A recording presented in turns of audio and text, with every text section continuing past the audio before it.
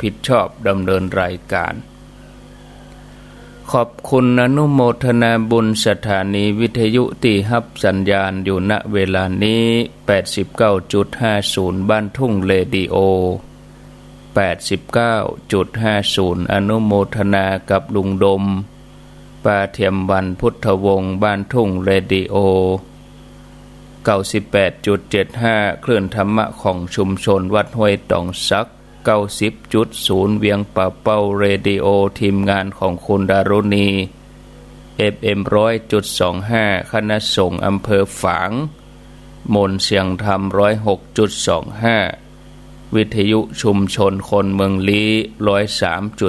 103.75 เสียงธรรมจากวัดจันทร์ 103.50 วิทยุชุมชนคนนาน้อยจังหวัดน่าน 91.50 92.50 สีคำเรดิโออำเภอเวียงสาจังหวัดน่าน FM 100.75 เสียงใสเรดิโออำเภอต้าวังผาจังหวัดน่าน FM 104.50 สถานีวิทยุเพื่อการศึกษาพระพุทธศาสนาและวัฒนธรรมวัดฝ่ายหินมอชอเจียงใหม่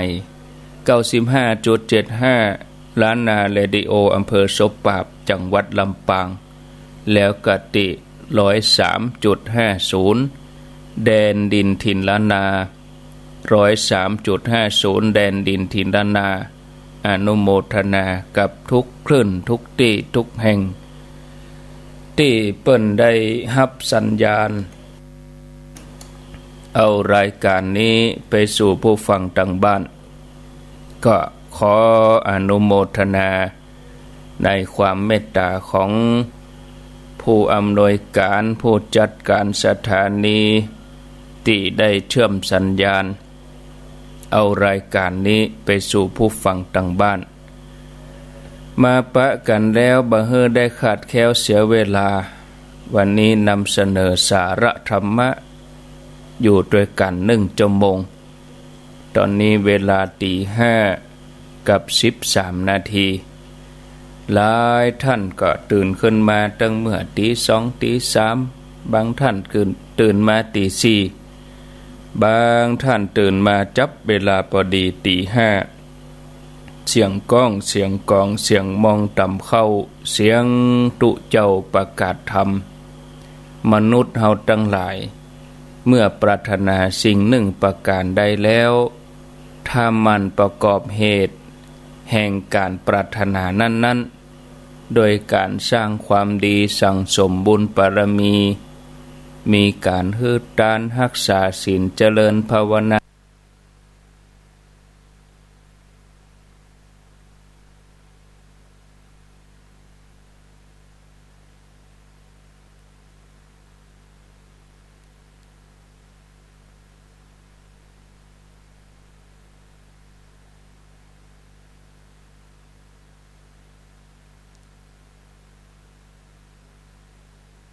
ปฏิบัติตามหลักคำสอนของพระพุทธศาสนาต้องขยันหมั่นเพียรประกอบเหตุคือบรรลุผลตามความปรารถนาจะไปกึดบ่ได้กึดแล้วต้องลงมือทำศรัทธาญาติโยมกึดแล้วบ่ทำก็เสียเวลาแต่ถ้าทำโดยกึดเนี่ยแล้วพิจารณาว่ามันจะเสียหายนะถ้าทำโดยที่บ่กึดเสียก่อนมันก็เสียหายเหมือนกันก็จะต้องมีสติประคับประคองระมัดระวังบ่ฮือประมาทในการงานหน้าที่พร้อมกันนี้ก็ฮือมันสั่งสมบุญบารมีการฮือตานรักษาศีลเจริญภาวนาปฏิบัติตามหลักของพระพุทธศาสนาเป็นประจำปรารถนาอันใดปรารถนาอันใดที่ประกอบด้วยเหตุความดีวันหนึ่งก็จักได้สำเร็จผลวันนี้บ่สำเร็จวันต่อไปก็สำเร็จวันตั้งหน้าหากยังบ่สำเร็จก็รอปีหน้าเดือนหน้าหรือพบหน้าต่อไปสิ่งที่เฮาปรารถนานั้นญาติโยมก็ยังคงติดแน่น ฝังลากลึกอยู่ในจิตในใจของเฮาเหมือนกับพระเถระรูปหนึ่งพระเถระรูปนี้ชื่อว่าพระปิณโดรภาละทวาชะพระปิณโดรเอาชื่อง่ายๆก็แล้วกันเนาะพระปิณโดรเป็นยอดแห่งภิกษุที่บรรลือสีหนาฏคำว่าบรรลือสีหนาฏก็คือเป็นเลิศในการประกาศธรรมเปิ้นเป็นผู้ที่องค์อาจกล้าหาญบ่าได้มีความเย่อหย่อนในเรื่องของการปฏิบัติเปิ้นมีความอาจหาญเก่งขามใจเด็ดเดี่ยวมั่นคงตั้งมั่นอยู่ในความบริสุทธิ์จนได้เป็นอรหันต์ในอดีตของพระปิณโดรชื่อเต็มเปิ้นกะพระปิณโดรภาละทวาชะแต่ว่าชื่อยาวล่ำไปญาติโยมจำยากเอาเป็นว่าเอาชื่อย่อพระปิณโดรในอดีตของเปิ้นนั่นเคยเกิดในยุคสมัยพระพุทธเจ้าชื่อปทุมุตตระพระปิณโดรนี่เคยเกิดเป็นราชสีห์อาศัยอยู่ที่เชิงเขาในป่า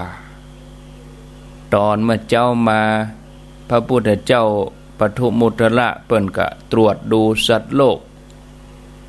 ทอดพระเนตรหันพญาราชสีห์ในอดีตชาติของปิณโดรเข้ามาในข่ายพยานพระพุทธเจ้าปทุมุตตระพระองค์ก็เสด็จไปบิณฑบาตในพระนครหงสาวดีหลังจากที่พระองค์เสวยภัตตาหารแล้วก็เสด็จมาที่ถ้ำของพญาราชสีห์ที่กำลังออกหาอาหารพระองค์ทรงประทับนั่งสมาธิกลางอากาศเข้านิโรธสมาบัติ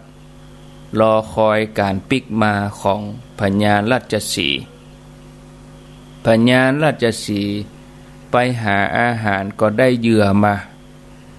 แล้วก็ปิกมาที่ถ้ำหันใส่พระพุทธเจ้าปทุมุตตระนั่งสมาธิอยู่หัน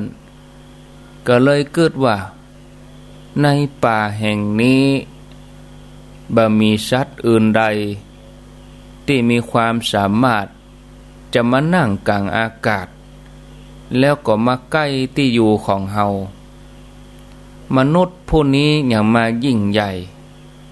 มานั่งสมาธิที่ใกล้ธรรมของเฮาแล้วก็มีรัศมีสว่างไสวเฮาบ่เคยปะสิ่งเหล่านี้มาก่อนสงสัยบุรุษผู้นี้คงจะเป็นยอดของบุรุษทั้งหลายในโลกเมื่อเกิดอย่างอันแล้วราชสีห์ก็คือพระปิณโดรในอดีตออกไปหาดอกไม้ชนิดต่างๆตึงในน้ำตึงบนบก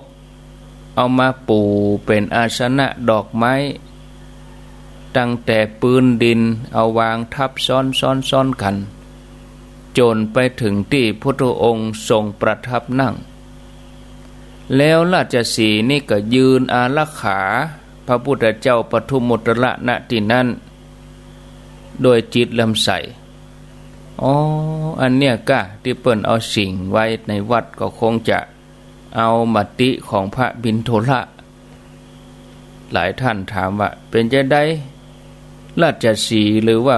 สิ่งเนี่ยเปิ้นเอาไว้หน้าวัดก็คงจะเอามติ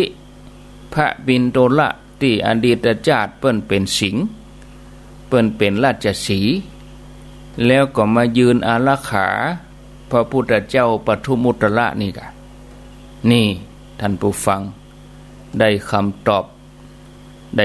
อบตอนนี้แล้วราชสีห์ก็คือพระปิณโดรซึ่งต่อมาก็เป็นสาวกของพระพุทธเจ้าได้เป็นอรหันต์เจ้า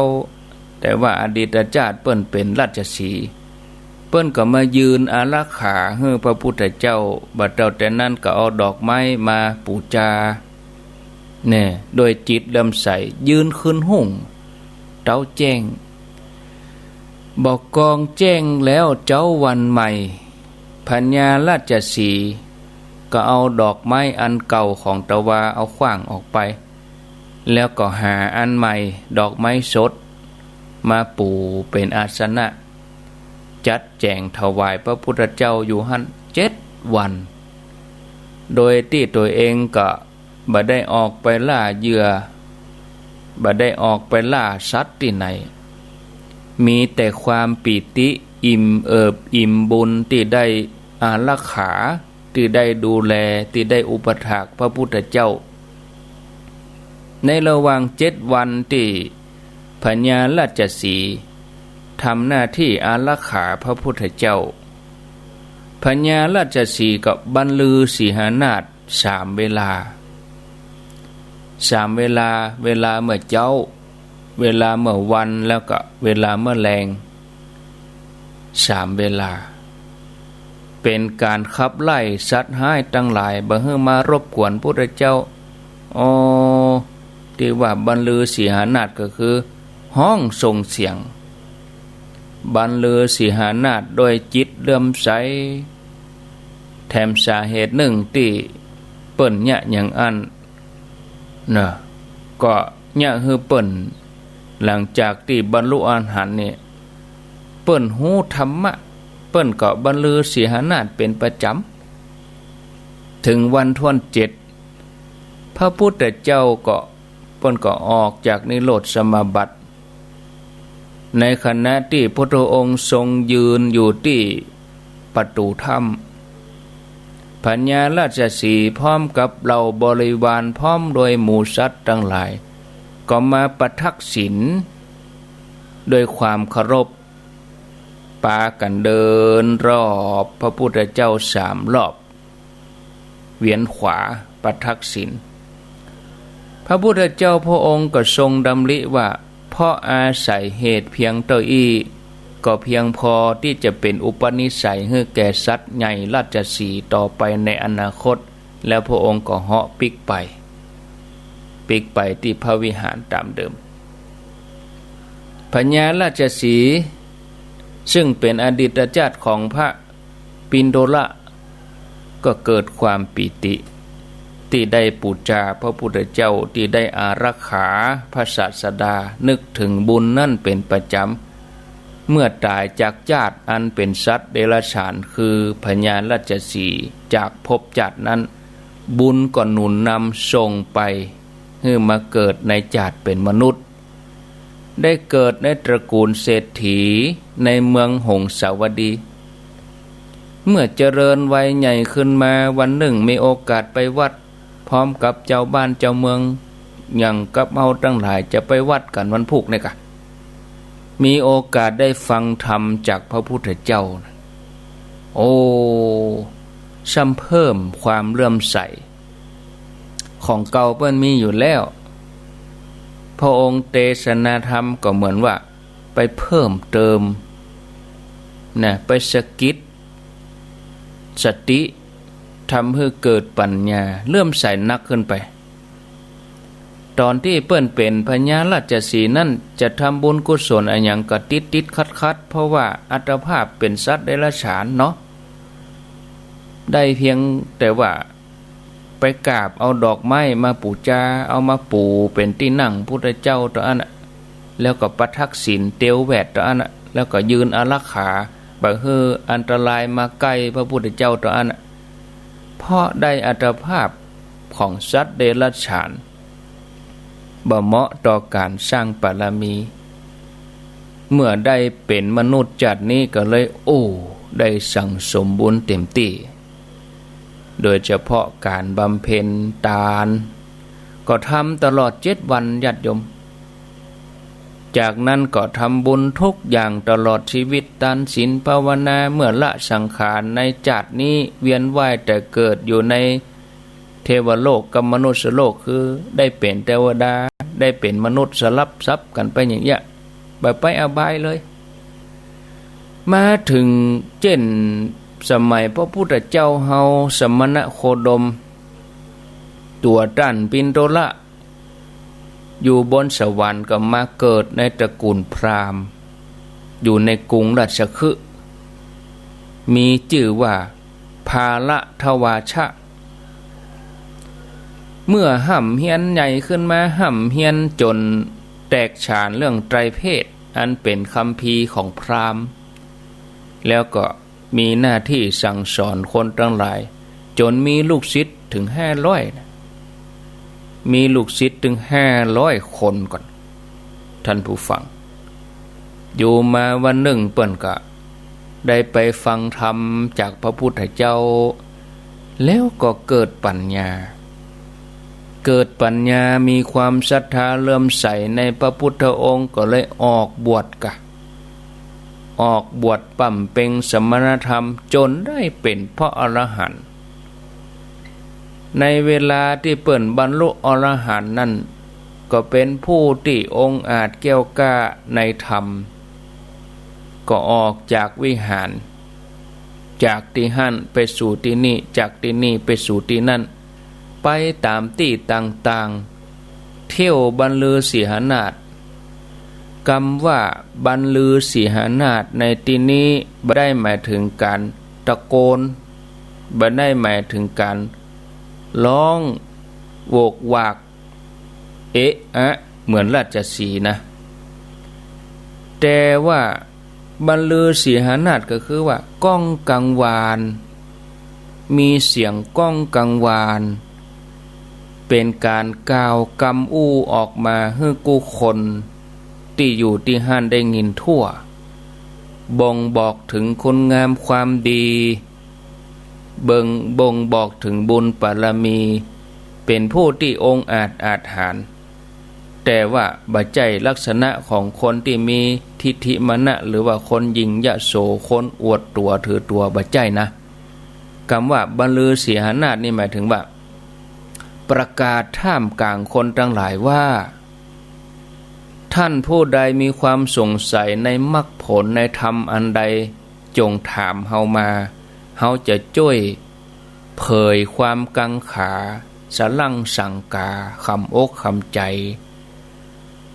วันนั้นหมู่ภิกษุได้สนทนากันถึงเรื่องราวของพระปิณโตละภาละทวาชะที่บรรลือสีหนาฏทันทีที่ตัวเองบรรลุอรหันต์แล้วก็กราบทูลเรื่องราวทั้งหมดให้พระพุทธเจ้าทรงทราบธรรมดาพระพุทธเจ้าทุกๆพระองค์จะทรงตำหนิผู้ที่ควรตำหนิสรรเสริญผู้ที่ควรสรรเสริญแต่ในขณะนั้นพระองค์สรรเสริญท่านปิณโตละภาละทวาชะพระองค์สรรเสริญว่าดูก่อนภิกษุทั้งหลายเพราะอินทรีย์ทั้งหลายของพระปิณโตละทวาชะพระปิณโตละภาละทวาชะเนี่ยเจริญแล้วแก้วกล้าเธอจึงได้พยากรณ์อรหันต์ได้บรรลุว่าชาตินี้สิ้นแล้วจบแล้วพรหมจรรย์สิ่งที่ควรทำแล้วหมดบ่มีกิจอื่นเป็นไปอย่างนี้แถมต่อไปเมื่อพระองค์ทรงตรัสแล้วก็แต่งตั้งเอตทัคคะก็คือสถาปนาพระปิณโตละภาละทวาชะในตำแหน่งเอตทัคคะเป็นผู้เลิศกว่าภิกษุทั้งหลายด้านการบรรลือสีหนาฏบรรลือสีหนาฏคือชาติก่อนเป็นราชสีห์เป็นราชสีห์แล้วก็ยืนอารักขาพระพุทธเจ้าบรรลือสีหนาฏวันละ3 เวลาอันเนี้ยญาติโยมก็เลยเป็นที่มาที่เปิ้นเอาสิ่งไว้หน้าวัดเอาสิ่งไว้พญาราชสีห์พญาสิงห์เอาสิ่งมาไว้วัดก็เอานี่เอามาติของพระปิณโตละนี่กันเนาะท่านผู้ฟังญาติโยมจากเรื่องที่เล่าให้ฟังนี้เฮาจะหันว่าคนที่ทำความดีอย่างเต็มที่เมื่อความดีเปิ้นได้สั่งสมมานับพบนับชาติบ่ถ้วนถึงเวลาเหมาะสมบริบูรณ์ความปรารถนาของคนนั้นก็สำเร็จผล เหมือนอย่างท่านพระบิณโตละฉะนั้นญาติโยมเฮาจะต้องหมั่นสั่งสมความดีกันเต็มที่ทำความดีอย่าให้บกพร่องความดีต้องทำบ่อยๆทำทุกวันเหมือนญาติโยมเขาตื่นมาก็ได้ทำความดีตื่นมาก็ได้บุญแล้วยังมื้นตาเตื้อพอได้บุญล่ะเนาะยังบ่ได้ล้างหน้าเตื้อพอได้บุญละยะต่างกับแถมหลายคนที่ปิดโอกาสตัวเองเนาะอันนั้นเฮาก็บ่ต้องไปวิตกกังวลใจอันหยังเมื่อเฮาทั้งหลายพอจะทำได้เฮาก็ทำไปนะเฮาเนี่ยญาติโยมได้อัตภาพของความเป็นมนุษย์เนี่ยถือว่าดีที่สุดนะเอาบุญต่อบุญบัดเดี๋ยวนี้เฮาเกิดมาเพราะเฮามีบุญเฮาก็ต่อบุญเข้าไปแถมเนาะญาติโยมเหมือนดวงอาทิตย์เหมือนดวงจันทร์อย่างวันนี้วันพุธเนี่ยญาติโยมถ้าว่าฟ้าเป่งเมื่อคืนเฮาพอเดือนนะโอ้เดือนเต็มดวงที่ท้องฟ้าหน้าผาอากาศเหมือนตะวันที่ส่องแสงยามเที่ยงวันสาดส่องแจ้งเป่งใจเฮาฮือเฮาเป่งแจ้งอย่างอันแต่ละวันจะไปฮือมันได้มืดบอด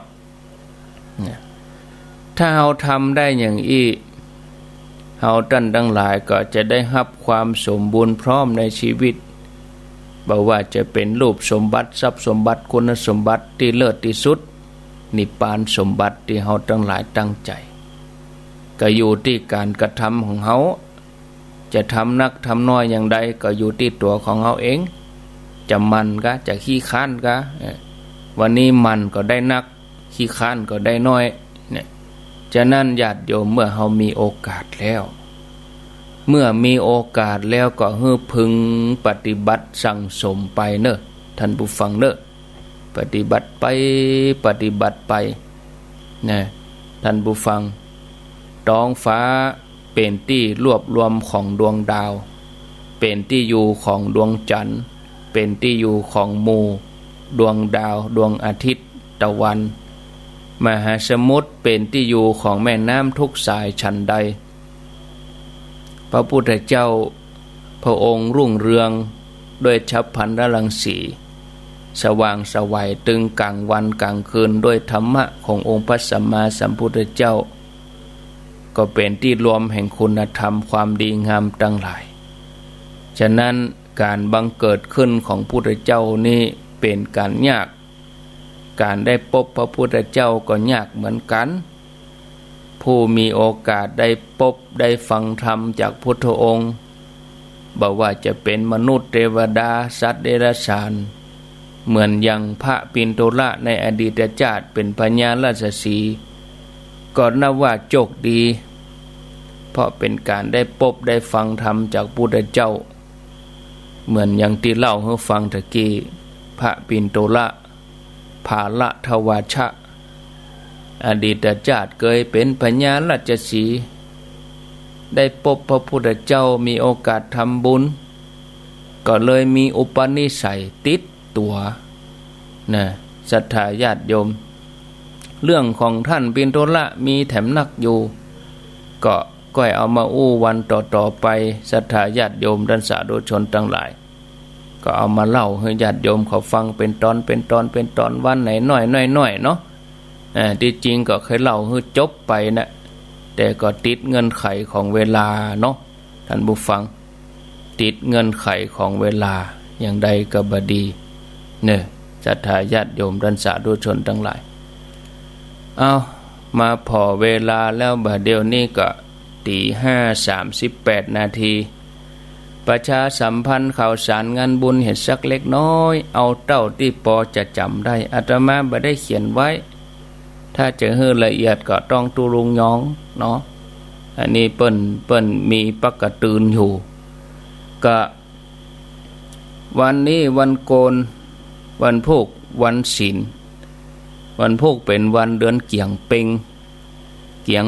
แล้วก็ยี่เป็งเดือนยี่เป็งนี่มี วันที่31แล้วก็เดือนตุลาคมนี่มี31วันนะตุลาคม31วันกันยายนมี30วันตะวานี่เดือนแล้วทวานี่เดือนแล้วล่ะโอ้เดือนหนึ่งผ่านไปออกว่าษาจะ3 เดือนผ่านไปเฮากำลังบอกเฮากันว่าญาติโยมช่วงเข้าพรรษานี่เฮามาปฏิบัติกันเด้อนุ่งขาวห่มขาวเกยจวนญาติโยมเขาก่อนเข้าพรรษาแล้วก็กลางพรรษาบัดเดี๋ยวนี้กำลังว่าบ่ลืมกันกาเนาะปฏิบัติไปทุกศีลก็ยิ่งดีวันพวกนี้เป็นวันออกพรรษาวันนี้เป็นวันโกนแล้วก็เริ่มต้น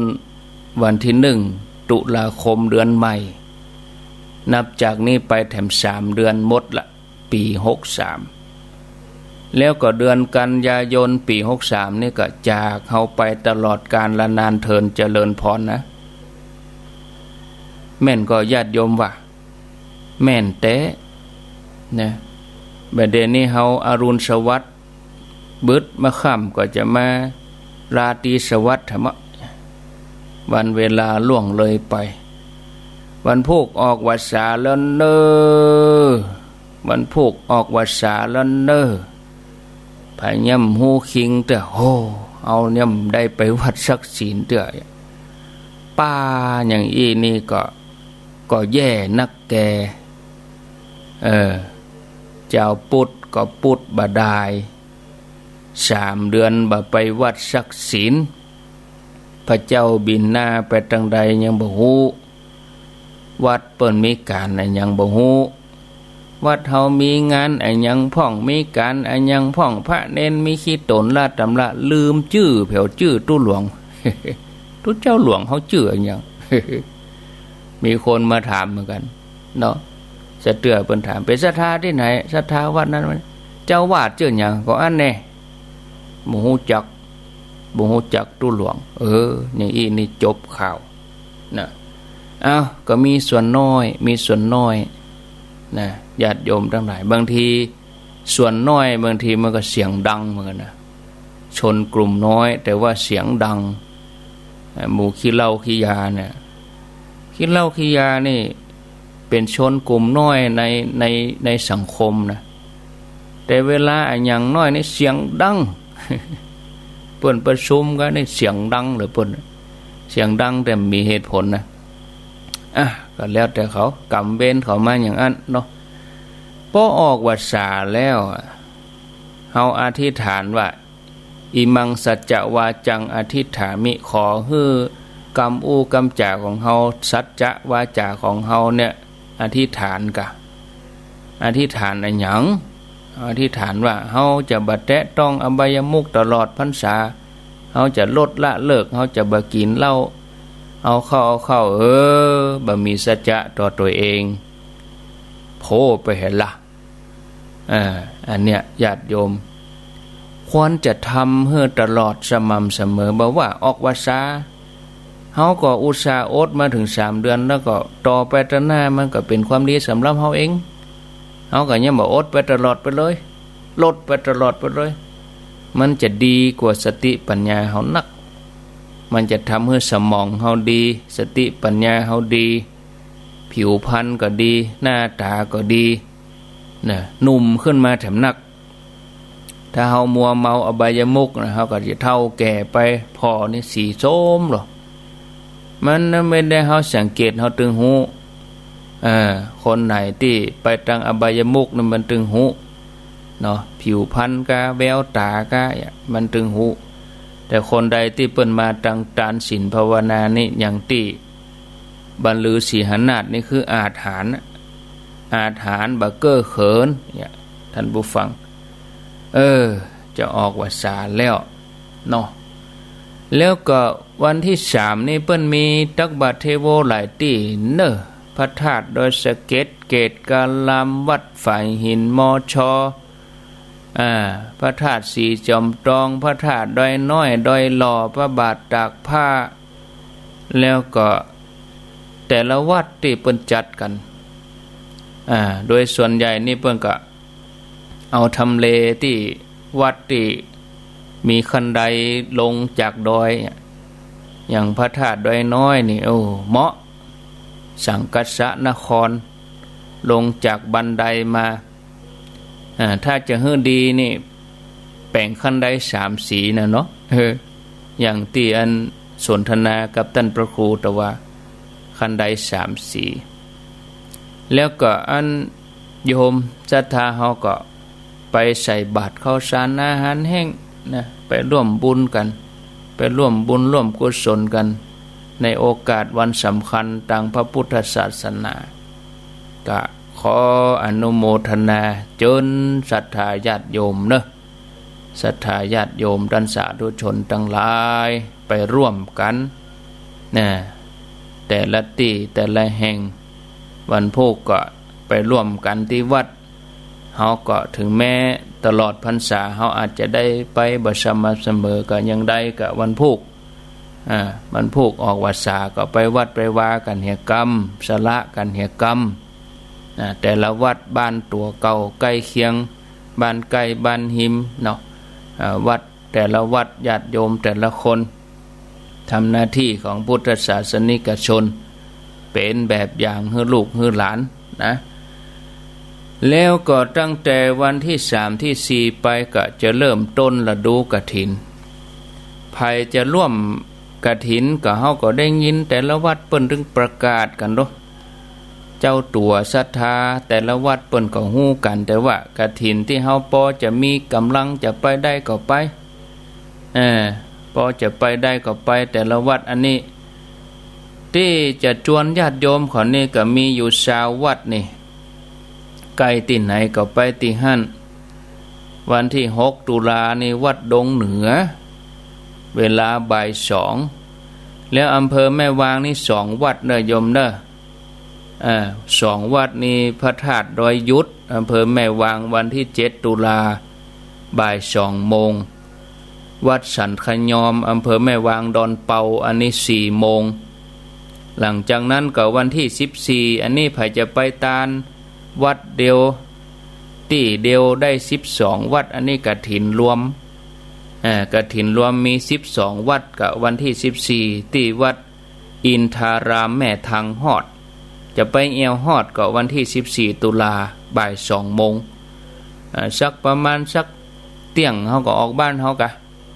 บ่ายโมงเกิงเที่ยงเฮาก็ออกบ้านเฮาแล้วเฮาก็ไปที่ฮอดปุ่นเนาะฮอดนี่มี12วัดเด้ออันนี้โครงการที่เฮาจะร่วมกัน12วัดนี่มีวัดอย่างพ่องวัดหนองหลวงวัดพิมพิสารรังสรรค์วัดแม่ยุ่ย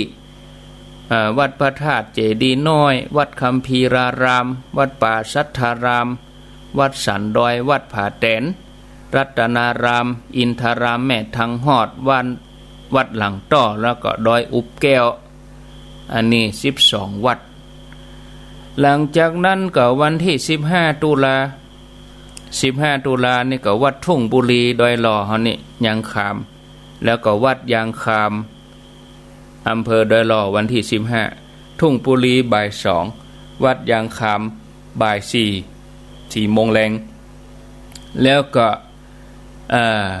วันที่22นี่ก็แถม2วัดหนองหอยเก่าสันติสุขแล้วก็โทกมือวันที่22ตุลาหนองหอยเก่านี่บ่าย2 โมงโทกมือนี่4 โมงอันนี้นะท่านผู้ฟังแล้วก็แจ้งอันนี้กฐินที่เป็นกฐินที่เขาจะสัญจรเดินสายกันไปเนาะเหมือนเขาไปตานเตียนน่ะนะสัญจรไปม่วนโดยกันเป็นเส้นเป็นสายเนาะในวันที่ต่างๆที่ได้แจ้งไปก็ยังได้ก็จะย้ำเข้าสู่เดือนตุลานี่เป็นฤดูกฐินก็แต่ละวัดก็ฟังท่านใช้วัดเนาะส่วนที่วัดอาจารย์วรรณชัยนี่วันที่17ตุลา18ก็ดูเหมือนจะหนองผ้าขาวด้วยกะถ้าจำบ่ผิดท่านพระครูสถิตสารคุณแล้วก็วัดฝ่ายหินวัดฝ่ายหินวันที่18วัดฝ่ายหินนี่เปิ้นเป็นกฐินของมหาลัยเชียงใหม่มชก็วันที่18 ส่วนพระธาตุดอนน้อยก็เสาสี่วัดม่อนห้วยแก้วก็เสาห้าทัดกันนั้นแล้วก็น้ำเพื่อพระโดยวันที่เสาห้าน้ำเพื่อพระเสาห้านี่เปิ้นจะบรรจุหัวใจพระเจ้าพระพุทธรูปพระประธานในวิหารโดยตีม่อนห้วยแก้วโอ้วิหารเปิ้นจะแล้วละเหลือสัก20% จะแล้วละไปพอวิหารหลวงม่อนห้วยแก้ววันที่25น้ำเพื่อพระวางศิลาฤกษ์สร้างเจดีย์โดยเมื่อคืนวันที่23ตุลาก็ไปฟังเทศน์ฟังธรรมกันที่น้ำเพื่อพระวันที่25เปิ้นมีกฐินแล้วก็วางศิลาฤกษ์สร้างเจดีย์วัดน้ำเพื่อพระบ้านโฮง5ตุลานี่ก็วัดดอนจันทร์วันนี้อาตมาก็ได้ไปมาก็ลืมไป10 โมง 11 โมงก็ได้ออกวัดไปละวันนี้ไปอู้จาครูบาอาจารย์ประชุมปรึกษาเรื่องการงานเนาะที่จะเกิดขึ้นงานปุ่นอันนั้นเจดีย์42เมืองปุ่นก่อนแต่วันนี้จะไปปรึกษาหารือกำหนดอันอย่างแน่ชัดเจนแล้วก็จะได้วางแผนงานกันไว้แต่เนิ่นๆเนาะส่วน42เมืองปุ่น11 พฤศจิกาคงจะเป็นเวลาตอนบ่ายนะสบายดีเมื่อไงเขาก็ไปแอวไปยังกันอยู่ด้วยกันทำบุญด้วยกันขนดินกีกันเมื่อไงฮะเนาะขนดินกีกันมันถึงบัดฮ้อนเย็นเนาะพฤศจิกาบุญ11 พฤศจิกาอันนี้วางศิลาฤกษ์เจดีย์42เมืองส่วนประตังเจริญนี่ก็29:30นี่4-5 โมงแรงนี่ก็เริ่มละต่อผ้าเก็บฝ้ายเก็บอย่างเป็นจุลกฐินแล้วก็30 ตุลาเวลาบ่าย2อันนี้ก็จะมีการตอดกฐินที่วัดปากตังเจริญมาแห่ผ้าจุลกฐินนี่เปิ้นต่อผ้าวันเดียวแล้วนะศรัทธาญาติโยมก็ฝากเชิญชวนตัวน้อเอาแล้วบ่พอเวลาแล้วก็พอสมควรต่อไปก็วางสายให้ญาติโยมได้โทรมาไผจะอู้จะจ้าก็ขอเจริญปอนเข้ามาเนอะฝ่ายเห็น17ขออภัยจำผิดไป17 ตุลาเสียดายเนาะตรงกับอาจารย์วรรณชัยนี่พุทธศรีคีรีท่านอาจารย์วรรณชัยวันที่17 ตุลาดอยขุนแปะอาจารย์วรรณชัย0998366322 เจริญปอนไว้ตาครับน้องเบลเนี่ยฟังอยู่เนาะฟังอยู่วันนี้เปิ้นฮับอยู่104แต่ว่าฟังกันที่ศาสตร์มาถึงเชียงใหม่ครับ104เปิ้นฮับวันการกับวันผัดครับถ้ามีพิเศษหน่อยถ้าวันพูดอย่างใดครับคุณถ้าติดธุระแจ้งให้ทราบต้องบอกผู้สื่อข่าวครับถ้าเป็นมีงานขายขอดเสียงที่ว่าอย่างนี้นะบอกแจ้งให้ทราบบอกจะได้เอื้อนเอ่ยได้ถูกต้องเนาะดีละบอกให้กันเนี่ยดีละนะดีแล้วดีละม่วนดีนะฟังธรรมะนี่ม่วนนะม่วนแล้วก่อนเรื่องปฏิบัตินี่ผมปฏิบัติไปเพราะว่าวันพระวันศีลวันอย่างกันปฏิบัติตลอดทุกสิ่งที่เข้าแรงเนี่ยที่ได้รับสถานีวิทยุนี่ก็เหมือนบรรลือศรีหนาฏเหมือนกันนะเนาะนั่นแหละครับ3เวลามันได้เอาได้โทรเรียนอันเปิ้นโทรกับม่วนนะกับม่วนฟังเปิ้นกับม่วนนะดีแล้วโมทนาเปิ้นกับอันพระบิณฑละพญาราชสีห์นี่บรรลือศรีหนาฏ3เวลาแต่สถานี104นี่24 ชั่วโมงก็ได้บุญกันเนาะบรรลือศรีหนาฏนี่รู้ฮู้แล้วเนาะว่าเป็นได้เปิ้นเอาสิ่งมาไว้วัดเปิ้นเอามติอันพระบิณฑละนี่จัดก่อนเป็นราชสีห์ยืนอารักขาพระพุทธเจ้าเจริญปนไหว้ตาเจ้าเถิดพระครูว่าจะได้ ผู้ตำนานในวันนี้เนาะเขียนสิงมีกูวัดกูวาเนี่ยนะ สิ่งยังมีในวัดอีกน่ะ มีประตูวัดนะ นี่ปากประตูเพราะว่าเปิ้นเฝ้าพระพุทธเจ้าเปิ้นเฝ้าอารักขาหรอปนาดกะมีกูวัดได้หูไว้วันเนี่ยตำนานเป็นมีอย่างนี้นะได้ฟังวิทยุกับหัวว่าเปิ้นมียังเป็นนะก็เอาไว้มันเปิงน่ะกะเนี่ยเนาะ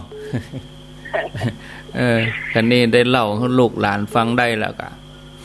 แม่กะพระเจนดินเจ้านะพระบินโดละอ้าวแม่จันเวียงตาการสายต่อไปเจริญธรรมเจริญสุขจากที่ไหน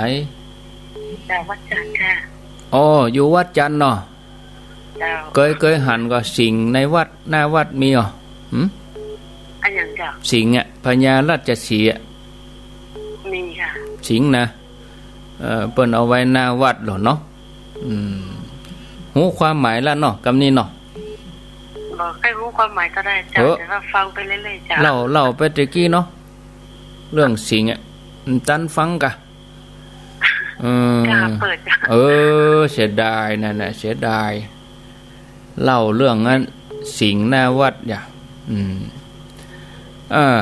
อนุโมทนาวัดจันทร์ได้ฟังธรรมกับพระครูดีแล้วปีหน้าก่อนขอบคุณทั่วโลกเลยนะทั่วทุกทั่วทุกสารทิศนะปีหน้าไปเอวพระครูตัวนี้ก็ขอบคุณถึงพ่อแม่ท่านพระครูเลยถ้าไม่ใช่พ่อแม่ท่านพระครูนี่จะไม่ได้ฟังอย่างนั้นอย่างเหมือนคนตาบอดเนี่ยคนหูหนวกแหละถ้าแบบมีสถานีก็ติดและที่จะละที่นี่ภูมิใจขนาดพูดแล้วคนลุกเลยม่วนเนาะดีละอนุโมทนาปีหน้าจะไปเอวหาพี่น้องวัดจันทร์เด้อ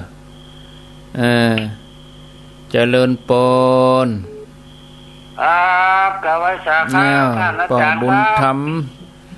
วปปครับฮู้เรื่องสิงนี่ฮู้แล้วเนาะกันนี่เนาะครับฮู้แล้วครับพระปิณโดละ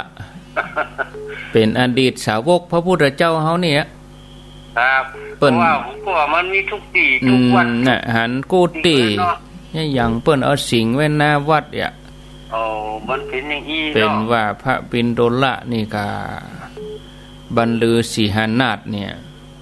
แต่ก่อนก็บอกฮู้มากำเตยเรื่องมาได้ยินที่ท่านบรรยายเนี่ยครับเปิ้นว่าสิงเขาก็ว่าสิงเขาก็เอาไว้มันเปิงเองเอาไว้มันเปิงดีตัวเองก่อนคนนึกว่าเปิงนั่นเนาะครับเปิงมันงามมันเปิงกับวัดเองแม่เนาะแล้วเดี๋ยวนี้ฮู้อีแล้วเป่งละเนาะครับ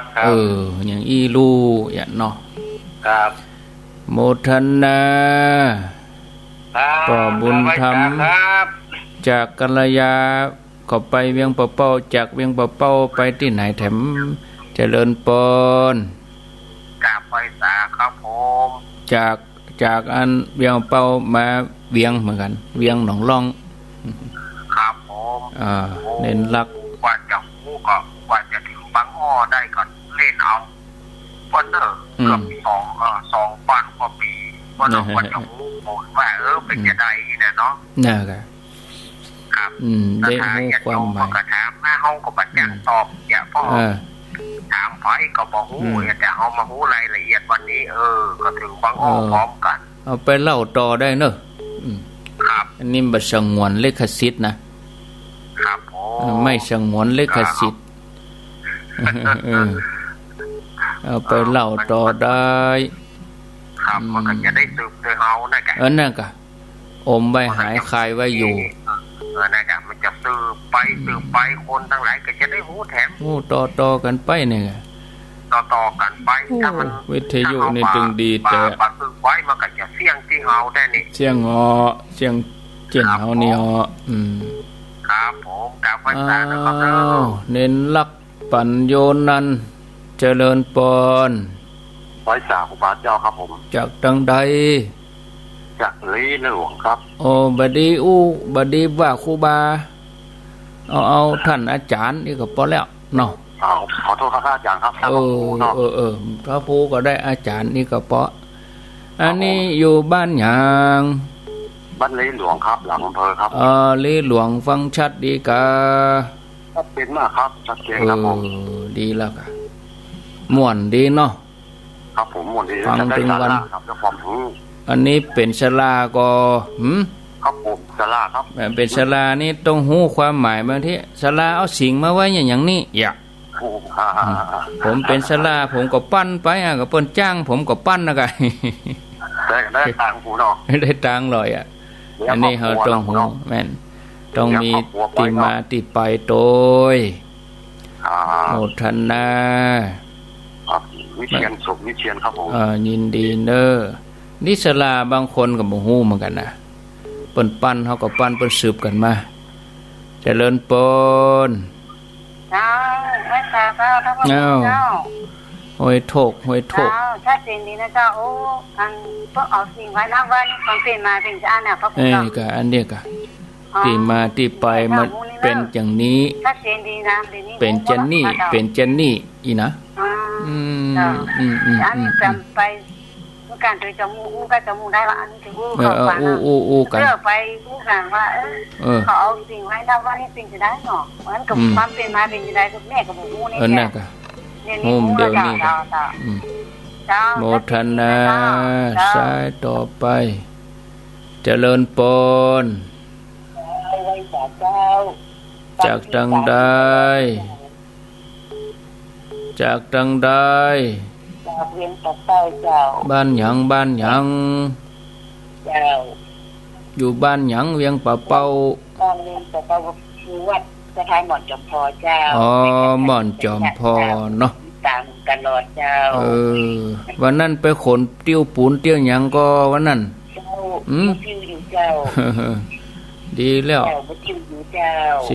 11ปะกันแถม11พฤศจิกาเนาะโมทนาเอาแถมสายมีกระเดียวฟังท่านมหาสมชาติวัดหนองยาวเวียงปะเป้า